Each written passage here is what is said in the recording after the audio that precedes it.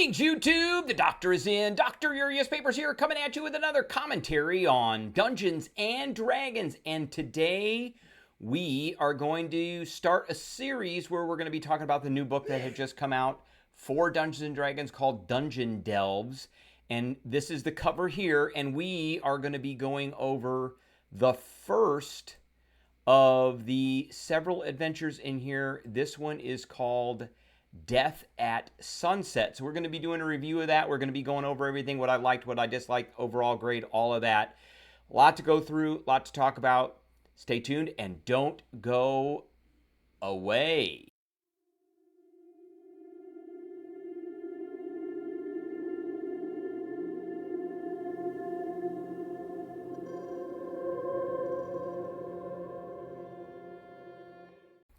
All right, before we begin, don't forget to hit that subscribe button. If you like this video, hit the like button. If you have any questions or comments, please leave a question or a comment. And don't forget to hit that notification bell. All right, so we're going to talk about this. This is the first adventure out of several adventures in this particular one. It's chapter 1. And I've got a set of note cards here we're going to be going over. That's going to be kind of my script for this, this thing. So you'll see me looking down a little bit. And I'll be looking over at the screen, which fortunately is right in front of me. And we'll be going through this. So, Chapter 1, Death at Sunset, it says, an adventure for level 1 characters. That's a little misleading.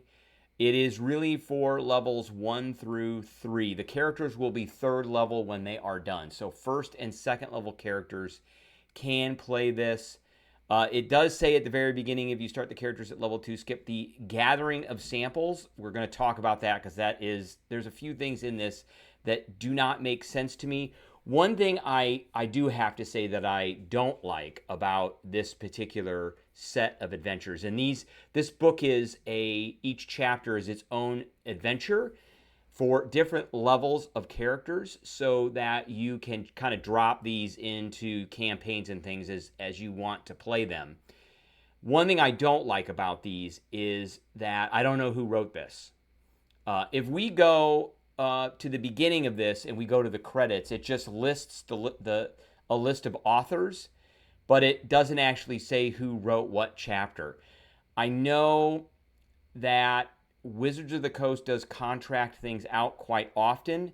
They will get works that get submitted to them on commission or contract, and then they will change things in them. They put them through inclusivity reviews, and we will have an inclusivity review warning in this because there's a bunch of places in this that I am sure it went through that kind of review, and we've been warned about that by one Jason Tondro, who does work at Wizards of the Coast. There's a few things in this that don't make sense, and then there are a few things that I did actually like. Overall, I am giving this a C+. There are a few things in the story that just don't make sense to me. And as far as the art goes, and let's take a look at this first art piece here. I do actually like the art quite a bit. I like this kind of abstract Rembrandt style of, it's almost like a watercolor type of art. I do like that. It's very gritty. It's not sharp, and it does kind of get a little bit of a point across. The most of this art in here is from Dominic Meyer, so I'm okay with the art. I give the art a B+. I like the format for these, and overall, it's okay. C+ is kind of, if we bring up our rating scheme, and let's put the arrow there, C+ is right in the middle. We go S, A, B, C, D, F. C+ is right in the middle, so this is kind of an average adventure. There are a few things that I would change in this, and we'll talk about that. All right, so basic gist of the adventure are the heroes are hired to investigate missing villagers, including a village council member. So there's this village that is in the middle of this area called the Redwood, and the village is the Redwood Watch. And the forest has been corrupted for some reason. There's been a mysterious blight affecting the trees and the creatures in the forest, and one of the village elders, goes in to investigate, disappears, doesn't come back, and 4 of the other villagers go in to look for this village elder council member, and they don't come back either. And then the village itself of Redwood Watch sends out a quest or a request or an announcement for heroes, and I'm glad they used the word heroes, adventurers, heroes, to come and investigate and see if they can figure out what happened. So that's the basic hook that comes into this adventure. The line of this adventure is that an ancient green dragon was slain in an ancient grove 100 years ago. This grove was made by a bunch of feuding elven clans. They all got back together. They made their peace. They made this grove, and this green dragon moved in, corrupted everything. And then the green dragon was slain by an ancient elven hero, and the body has been there ever since, in the middle of this grove area. And it's kind of this ancient wives' tale, this ancient myth that's in the area. And finally, the sinker. So we've got the hook, what brings the characters in. The line is kind of what's going on that everybody knows. And then the sinker is kind of the twist of the story and what the players don't know and what most of the other villagers don't know. Kind of the initial characters that the players are going to interact with. And the sinker is that there was an egg that was left over after this ancient green dragon was slain, and the egg has since hatched, and there is a hatchling green dragon who is now inhabiting the old lair of this dragon, which is at the root of these trees in this grove. And this green dragon hatchling has corrupted the forest and taken these villagers, and they don't really use the word enslaved, but the dragon has forced the villagers to do its bidding. So I like that they put those key plot points right up front so you know what the adventure is about. There's a few things in here about preparation, reading the adventure background, familiarize yourself with the key NPCs. There is a list of all of the enemy combatants from the monster manual in here, and a few other things. So here's a list of all the NPCs that is here. You're not going to really deal with all of these NPCs. And then we get to the adventure background. Another art by Dominic Mayer. Pretty good. I guess this is the adventurers coming into the village. Maybe it's at like twilight. Looks pretty good. Looks very kind of fairy-ish to me. Very kind of almost Lord of the Rings style elven village, elven town. Very, like I said, I like the kind of watercolor Rembrandt style of more rough art that is there. Almost like Van Gogh-like. It's very Van Gogh-like. Gives you the background about the dragon, the ancient dragon that was here called Death at Sunset. And 100 years ago, an elven warrior named Ethvarn and her allies. I don't know why they use her instead of him. It's very confusing. But again, inclusivity review warning.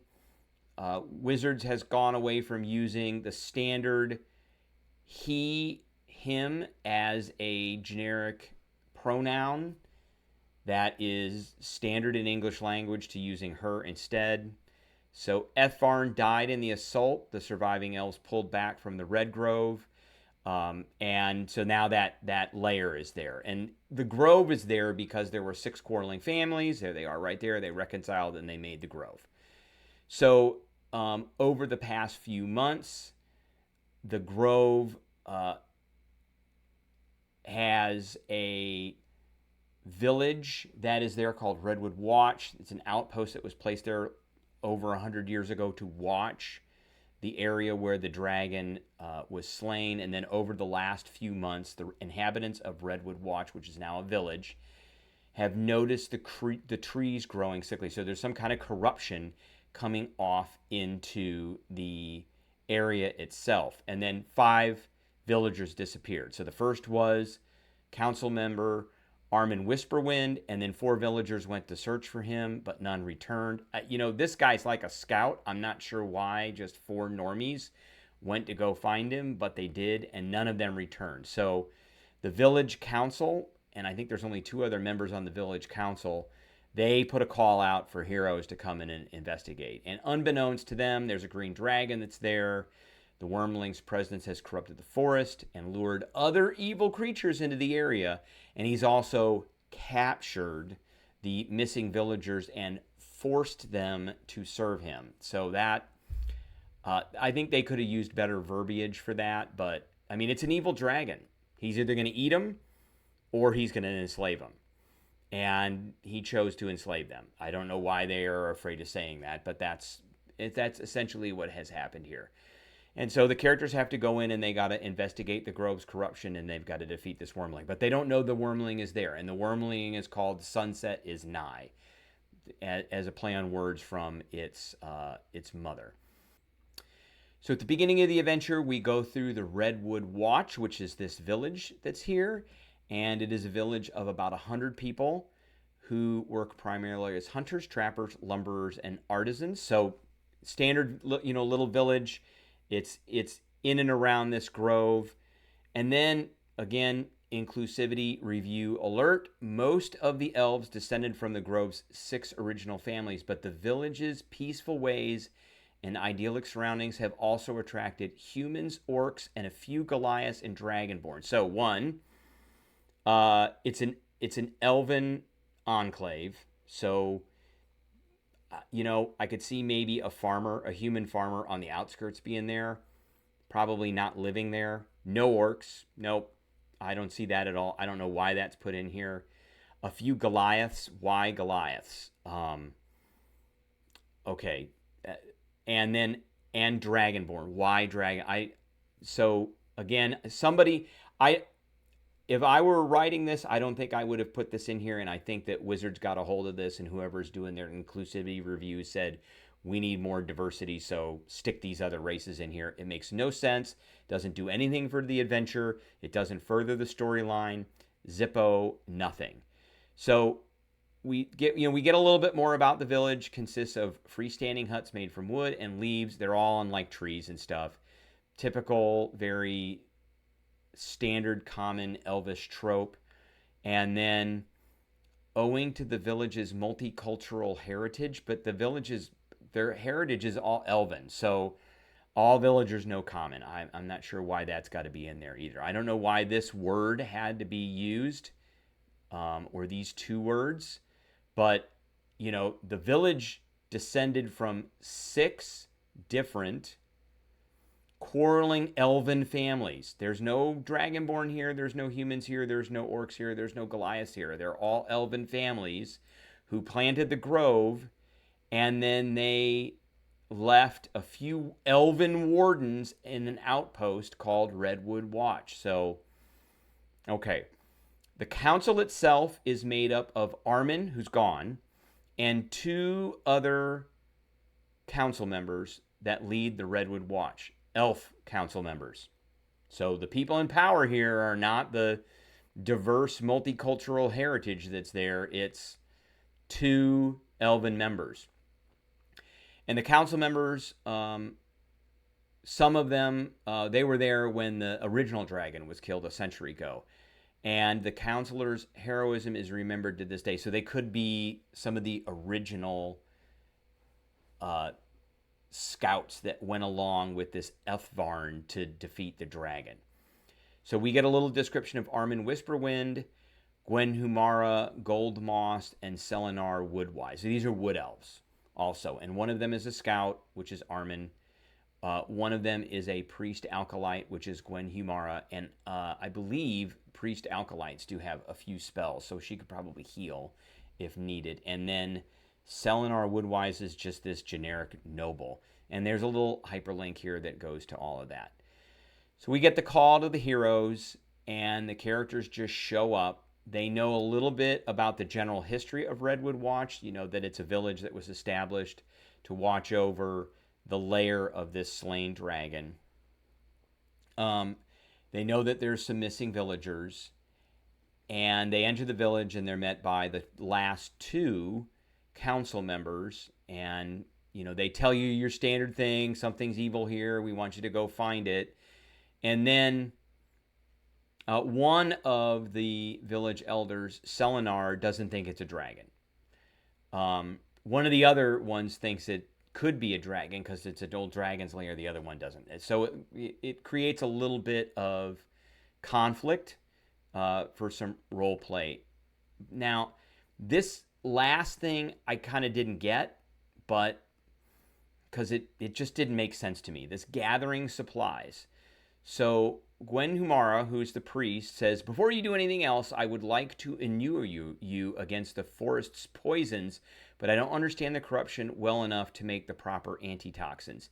Bring back samples of bark from each of the grove's 6 redwoods, then I can make as many antitoxins as you need for as long as you're here." Now, the reason that this doesn't make sense is because these 6 redwood trees that are in the grove are all like 30 to 100 feet from the dragon's lair on the map. So if these were all kind of spread out over a couple of miles and they were near the dragon's lair but not that near the dragon's lair, then I could see maybe going out and doing a few pre-adventures to do this. But everything is on this map, and we'll go down. Here's the map here. Each one of these squares is 5 feet. The dragon's lair is right here. And each one of these are 1, 2, 3, 5, 6, 7. All of these are the redwood trees that you have to gather the supplies from. I don't get that at all. They're going to run in here. They're going to gather these supplies. The dragon might come out, kill them, whatever. And then they're going to run back. And the final little part of this says, if the characters explore Redwood Grove and collect the 6 samples for Gwen Humara, give them a reward of 100 XP each, or simply advance them to level 2. So I don't know why they said that this is a first level adventure. It's not. It's really for second level characters. Second level, not first level. The character should be second level before entering the dragon's lair, but everything is here in the adventure. So I don't quite get that. I think this is kind of a throwaway just to get them there, and they wanted a first level adventure here, and they really kind of forced it there. So I don't necessarily understand that. Again, I understand why all of these encounters are all right next to each other. I mean, literally, the dragon's lair is here. Encounters R3 and R5 are like 20 feet away. R7 is like 80 feet away.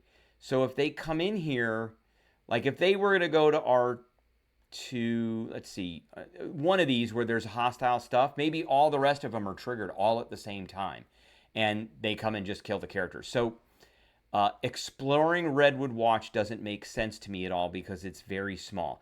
It would make more sense if it were a hex map that could be explored a little bit more. But so the adventure does go through a few other NPCs within the village itself. There's the grill. So this is kind of a guy that cooks, Fergus Dearborn, and if there is a need for food, they can do that. I think this seems like something that Wizards just added into this. There's a rumor table, and the rumor table is pretty good, and it's based off of things that are true, partially true, and false, and it is also based off of things that are in the forest. But again, this is based off of things that are here on this map, which are all way too close to each other. So, like the first one is 3 bandits were robbing folks on the forest edge a while back. I bet they're still hiding in the woods. And the characters will discover those bandits in here later. We'll talk about that. But, they're like zombies up against one of these trees. Don't wander the forest alone. Evil trees grow now. And this is partially true due to the dragon's influence has encouraged the growth of many forest blights, including a vine and twig blights. So some of these tie back to things in the forest, but when I think of a forest, I think of something that's, miles long, miles wide, not something that is got 6 trees and a hole in the ground with a hill. They needed to make that a little bit more expansive. There's a traveling merchant named Sunny Lightpurse, who is a golden-haired halfling. This kind of makes sense. Sunny, it's a halfling that comes to the village. It's not part of the community, but comes into this community, is in and out, does business there, that kind of thing. So that makes sense to me a little bit. You can buy some stuff from Sunny, things like that. Then we get into the grove itself. There's some general themes with the grove and mechanics. So it's haunted, where ever since sunset is nigh has hatched, the spirits of the elves who died finding death at sunset have been restless. So there might be things that they see amongst the trees. They might hear things. During the day, it's bright light. At night, the canopy will block the light. And then there is a stream in the forest, which is on this map, and the stream is poisonous. So if the players decide to drink from the stream, I would also argue that if they fall into the stream, these effects are going to happen. To get the bark samples they need from the collecting samples quest that they get, you can use a utilize action. A character next to a redwood can harvest bark with a utilize action into an empty vial. And, I don't see any reason why, if adventurers are running around in this small area, that the dragon's not just going to come out of R4 and just whack them. But that, like I said, it could be expanded better with the hex map. And then it goes through each one of these. So there's R1, the looming redwood. There's really not anything there. R2 is the sickly redwood. Not really anything there. There's a few clues as to things happening in and around the area. R3 is a dryad's tree. So there is a rumor about a dryad, and they can meet this dryad named Canaan, who is initially a bit hostile, but can be influenced to not be hostile anymore. Enemy of the dragon. The players can interact with Canaan and maybe get some help from Canaan and get some information.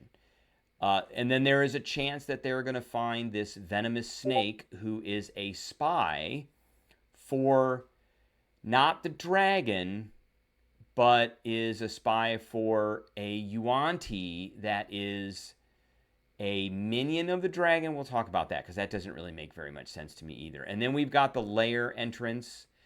And at the lair is the missing elf council member and scout, Armin Whisperwind, and his mastiff Fletcher. And he's been put there by the dragon to guard the entrance and oppose anybody coming in. So he's going to fight them. And it really doesn't give a great reason as to why he would do that. I would feel better if he were charmed in some way magically, that he would be there and then the characters would have to figure out how to either knock him unconscious to break it or to dispel it somehow. But they give you some mechanics for influencing him and getting him to turn back. And they give the excuse here that the dragon has threatened to kill the whole village. But I just kind of find that a bit flimsy. And this just didn't make sense to me, and it felt really forced. So they can bring Armin back to Redwood Watch. He receives a teary, grateful welcome. And it's basically the same thing with the other villagers, which you're going to meet as soon as you go into the dragon's lair. The other villagers have been told by the dragon that they have to work for the dragon, or the dragon's going to, torch the village. So they say, okay, well, we'll work for you and we'll risk our lives and kill things that come in, but that doesn't make any sense to me. It would make more sense to me if they were like charmed, if they were suggested, something like that. We've got the muddy bog. Pale redwood rises from a muddy bog. There's some mud methods that are here. They're always methods. methods are found in just about every one of these low-level adventures, and it's regardless of game mechanic or game that you're playing. Pathfinder has the same kind of stuff. And then we've got a centipede nest with a swarm of insects and a giant centipede. And then we've got the gruesome camp, redwood tree, which is these bandits that came in. They drank from the water. They died. They turned into zombies because of the corruption in the forest. And now they're here. And you could find some stuff. They have some treasure and things like that, and a few like healer's kit, some gold, some crossbows, things like that.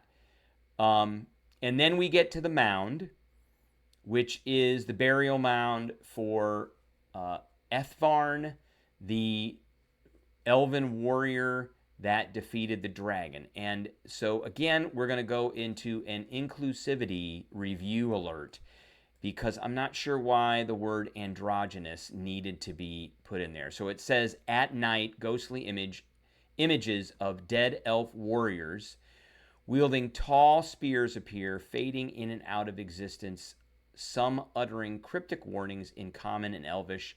Foremost among the images is Ethvarn, an androgynous elf wearing gleaming plate mail and an empty scabbard. You know, if he's wearing plate mail, I'm not sure you can really tell if he's androgynous or not. That means he's got a helmet on. He's probably got a shield. That has no bearing on the adventure. It doesn't add anything. It doesn't add to the tension. It doesn't add to the give and take. It doesn't do anything for this. I'm not sure why that was there. And then you get this vision of the past, about the battle and the poisonous breath and all of that. So there is that. Now, the next map makes a bit more sense to me. This is the layer of Death at Sunset. So you come in from R4 at the Red Grove, and then you come into the layer, and it goes L1 to L7. There are beds in here. Okay, the dragon didn't care enough to enslave the villagers, but cared enough to give them cots.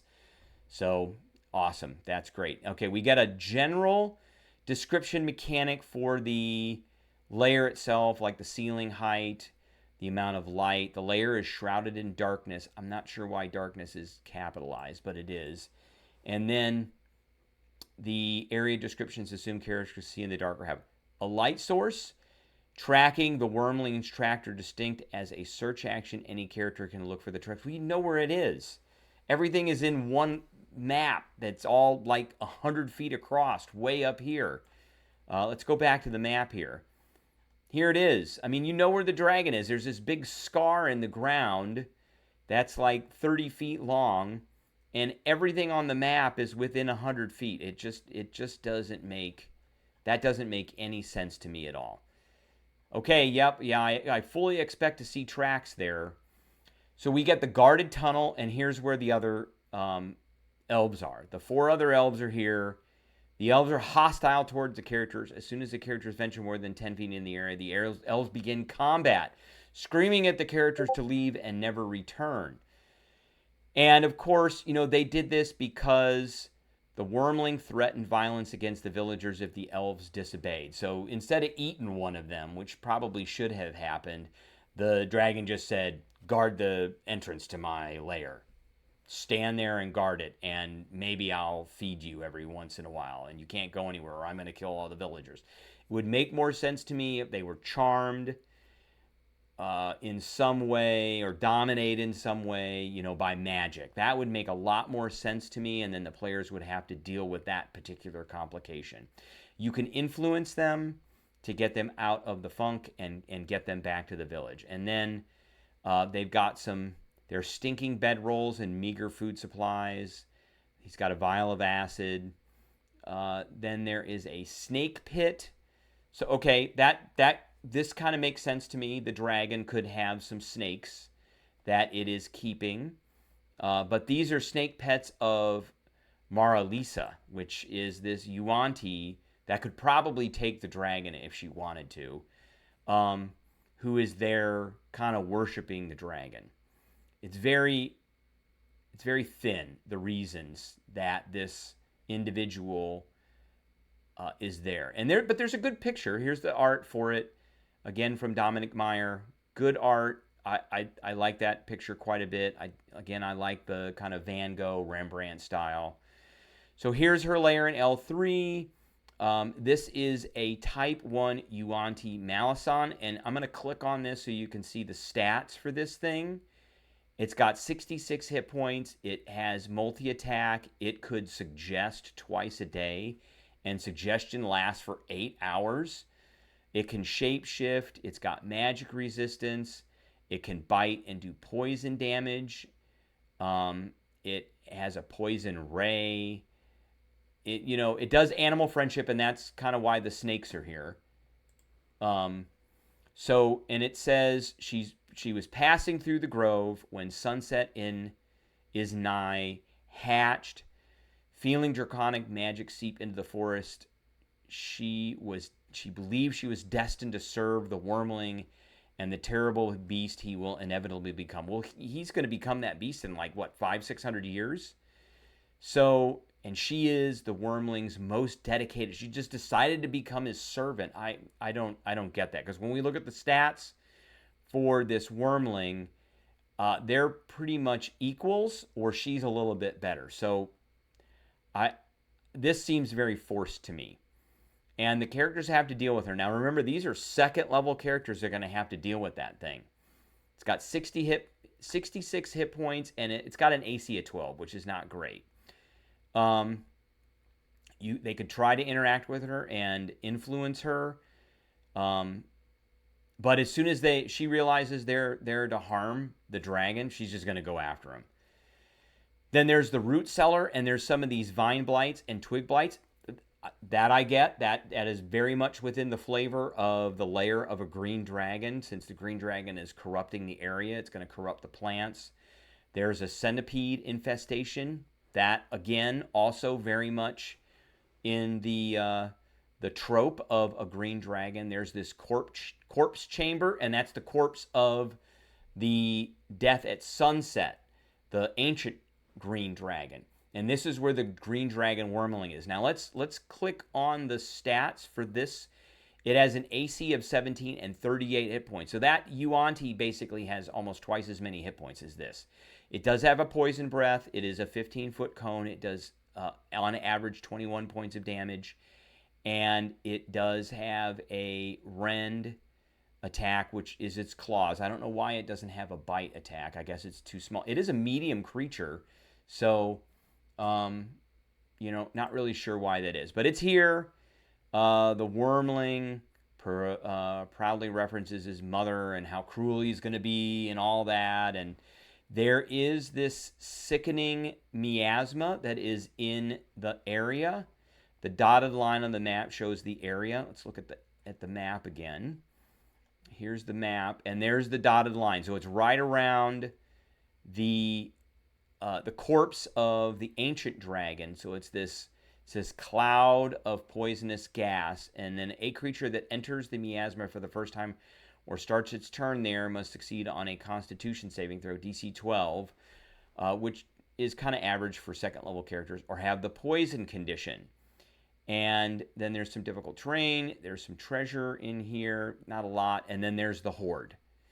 And there's quite a bit. There's 210 gold pieces, no platinum pieces. There's some gems, some art pieces that are worth quite a bit. And the big thing that is here is this sword, which is called Leaf Warden, which was the sword of the elf warrior.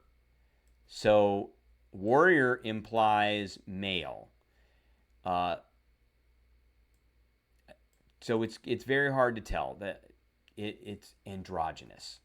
But it is, Leaf Warden is a dragon slayer, and it is a long sword. That's a pretty powerful weapon for second level characters. So it's a +1 to attack and damage, and it does an extra 3d6 slashing damage against any dragon type. Dragon first creature with the dragon type. And I mean it's a long sword, so it's got sap and all that stuff. But that's a really good weapon. In addition, you get a scroll of web, a potion of hill giant strength, and these are actually pretty good. These last for a while. They last for an hour. Chaotom's ointment and dust of disappearance. So in conclusion, they defeat the dragon. They go back, and there's lots of celebrating and such. And then the characters advance to level 3. And then they do, each one of these chapters goes through this. They have like a history of the dragon themselves, and they have some older art. So here's some art from one of the Dragonlance books. I think this is from the second Dragonlance book, and it was on a Dragonlance calendar as well. This was by Clyde Caldwell, very famous artist. And then they've got some of these older art pieces, Monster Manual, 1993. So this is from second edition. This is from the 1977 Advanced Dungeons and Dragons piece, the Monster Manual. This is the most recent one, or this is the Draconomicon for 3rd edition. I actually like that quite a bit. This is from Green Dragon from Magic the Gathering, pretty good. And these are, again, Draconomicon, and then the rest of these are from older pieces. Monster Manual from 2008, so this would have been 4th edition. And then the 2014 Monster Manual, and then concept art for the 2024. I like this depiction. It's the newest depiction from Alexander Ostrowski. And I like the depiction of a green dragon kind of as this kind of snaky creature. There it is, kind of colored in a little bit more. Here it is swimming, even though they don't really have a swim speed, but it's swimming under this canoe that these adventurers in. I think that's pretty cool. So all in all, I give this a C+. It isn't the best adventure in the world. There are some things in here that are very forced. There are some very obvious inclusivity review pieces in this. It doesn't make any sense to me the way that the NPCs are here just guarding stuff because the dragon said so. It would have been nice if one of them had just been eaten instead of like beat up by the dragon and then threatening to kill all the other villagers, or if the dragon had somehow charmed them. I think the Yuan-Ti in here that's not a great addition to this. It did not make sense to me at all as a minion to the dragon. A minion should be less powerful, not more powerful or equal. And she's going to nuke first level characters and second level characters, especially with the dragon. I think because everything is so close on these maps that they all should just attack the characters all at the same time. The characters are going to make a bunch of noise when they go to fight the villagers, and I think everything in the layer should just come after them at that point. And this is definitely not made for first and second level characters unless the maps get spread out quite a bit. Get rid of the Yuan-Ti, replace, spread the encounters out a lot more. They just need to be spread out a lot more. It probably needs to have like a hex map put on it with a random encounter chart for that, and then some points of interest on it. I do like that mechanic. All in all, again, I give this a C+. And then the art, not this art, but the art from Meyer here, from Dominic Meyer. I do like this art quite a bit. It's very abstract. It's got a gritty appearance. So I give the art a B+. All right, that is what I have for everybody today. I appreciate everybody tuning in, and I will catch everybody